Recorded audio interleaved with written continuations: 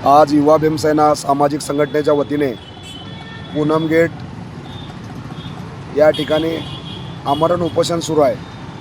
आमच्या प्रमुख मागण्या अशा आहेत की सोलापूर शहराच्या लगत जे बेकायदेशीरपणे जे 4 टोल नाके आहेत MSRTCचे ते टोल नाके तात्काळ बंद करण्यात यावे। कारण याचा त्रास सर्वसामान्य ट्रक चालक मालक शेतकरी यांना होतोय।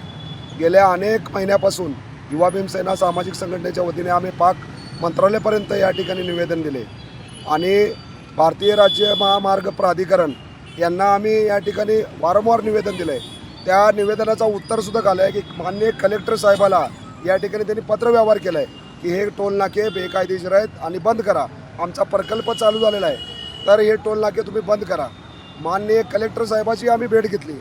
कलेक्टर साहेब म्हणतात हे माझा विषय नाही, दिल्लीचा विषय आहे। मग तुम्ही सोलापूरचे कलेक्टर आहेत, जेवढे शासकीय निमशासकीय जेवढे काय कार्यालय आहेत ते तुमच्या अंडरमध्ये येतात, तर तुम्ही या ठिकाणी आम्ही दिल्लीला जाण्यापेक्षा तुम्ही इथून पाठपुरावा करून हे जे बेकायदेशीर टोल नाके बंद केले पाहिजे, हे आमची पहिली मागणी।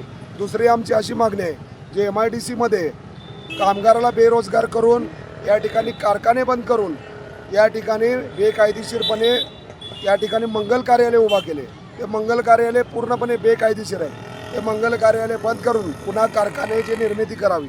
आमची तिसरी मागणी अशी आहे, या MIDCमध्ये जे गोरगरीब कामगार आहेत, आज MIDC अस्तित्वात येऊन एवढे वर्ष झाले, हे खरोखर कामगार बेरोजगार कामगाराला काम मिळावं म्हणून या ठिकाणी MIDC अस्तित्वात आली।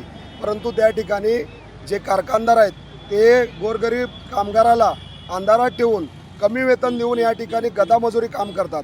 आमची अशी मागणी आहे, प्रति तास 100 रुपये या ठिकाणी त्यांना वेतन द्यावं।